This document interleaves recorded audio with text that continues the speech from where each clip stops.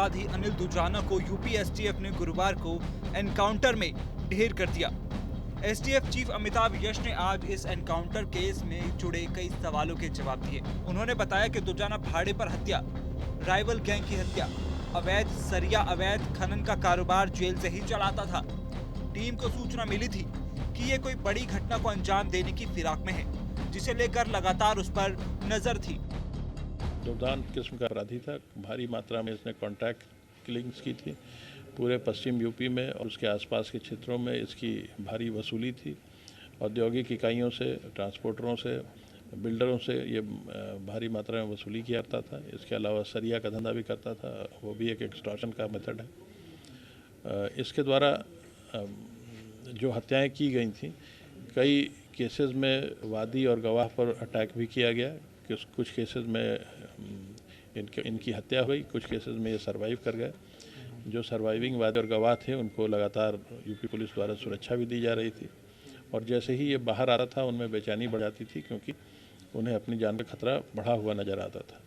और इस प्रकार का शूटर होने के कारण एसटीएफ लगातार इस पर नज़र रखती थी। कल जब एसटीएफ ने इसे घेरा है तो इसने तत्काल एसटीएफ पर फायर खोल दिया। 2 वेपन्स इसने फायर इस्तेमाल किए। इसके अलावा जब इसके वाहन की तलाशी ली गई तो उसमें 2 वेपन्स और मिले हैं और भारी संख्या में कारतूस भी मिले हैं। तो ऐसा प्रतीत होता है कि ये किसी घटना को अंजाम देने की फिराक में था। अनिल दुजाना पश्चिमी यूपी का बहुत ही दुर्दांत अपराधी रहा है। इसने भाड़े पर हत्या, अपने विरोधियों की हत्या और औद्योगिक संस्थानों से वसूली और ट्रांसपोर्ट से वसूली करता था। इसके अलावा सरिये का कारोबार, अवैध खनन का कारोबार, इस प्रकार के बहुत सारे अपराधों में लिप्त रहा। ऑटोमेटिक वेपन, हथियारों से, पिस्टल से मर्डर किया करता था। इसका खौफ पश्चिमी यूपी में काफी ज्यादा था, जिसकी वजह से काफी आसानी से रंगदारी लिया करता था। अनिल दुजाना पश्चिम यूपी का बहुत ही दुर्दांत किस्म का अपराधी रहा है, और इसने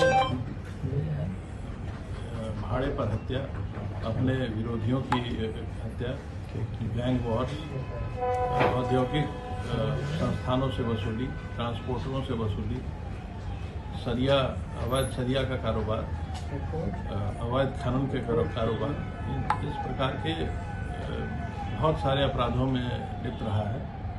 और जिस प्रकार से ये ऑटोमेटिक वेपन और पिस्टल से मर्डर किया करता था, इसका खौफ पश्चिमी यूपी में काफ़ी ज़्यादा था, और इसी कारण से ये काफ़ी आसानी से एक्सटॉर्शंस कर लिया करता था। जेल में रहने के बावजूद इसके आपराधिक एम्पायर पर उस पर कोई असर नहीं पड़ा था। कई बार ये जेल गया। काफी समय से यूपी एसटीएफ के द्वारा इसके बारे में अधिसूचना इकट्ठा किया जा रहा था। जमीनों पर भी इसका काफी दखल रहता था और इसके द्वारा जमीनों पर कब्जा भी किया जाता था।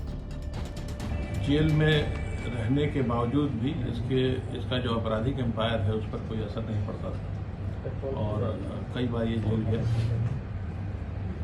कल काफ़ी समय से इसके बारे में अभी सूचना इकट्ठा एसटीएफ द्वारा किया जा रहा था। जब जेल में रहता था तब भी इसके बारे में सूचना इकट्ठा की जाती थी, क्योंकि इसका एक्सटॉर्शन का काम चलता रहता था, और डिस्प्यूटेड ज़मीनों पर भी इसका काफ़ी दखल रहता था। उनको कब्जा करके उन्हें आगे रिसाइकिल करता था। तो इसलिए इस पर काफ़ी समय से एसटीएफ द्वारा नज़र रखी जा रही थी। कुख्यात दुजाना के बारे में एसटीएफ चीफ ने बताया कि जिन लोगों ने इसके खिलाफ मुकदमे दर्ज कराए हैं, उन्हें लगातार धमकी दे रहा था। मुकील काला के साथ इसके संबंध थे, इसलिए मुजफ्फरनगर सहित कई जिलों में इसका प्रभाव पड़ गया था। दुजाना ऑटोमेटिक हथियारों से घटनाओं को अंजाम देता था, जिसकी वजह से इसका खौफ था। वहीं अमिताभ यश ने दुजाना के पास से एडवांस हथियार बरामद होने की बात भी कही और बताया कि 21 साल के आपराधिक इतिहास में उस पर 65 से ज्यादा मुकदमे दर्ज थे। और कल ऐसा प्रतीत होता है कि ये किसी बड़ी वारदात को अंजाम देने जा रहा था, क्योंकि इसके पास भारी मात्रा में असलहे थे। इसके पास से 4 वेपन्स बरामद हुए हैं, जो 2 इसकी गाड़ी में मिले और 2 मुठभेड़ में इसने इस्तेमाल किया है। और इस मुठभेड़ में जब पुलिस ने इसको घेरा तो उसने पुलिस पर फायर किया। पुलिस ने भी, एसटीएफ ने भी फायर का जवाब दिया, और जिसमें इसे ये घायल हो गया, और बाद में जब इसे हॉस्पिटल पहुंचाया गया तो सर बता दें कि गुरुवार को मेरठ के जानी इलाके में यूपी एसटीएफ ने अनिल दुजाना को मार गिराया था। मौके से मिली एक गाड़ी से बड़ी संख्या में गोली और हथियार मिले थे।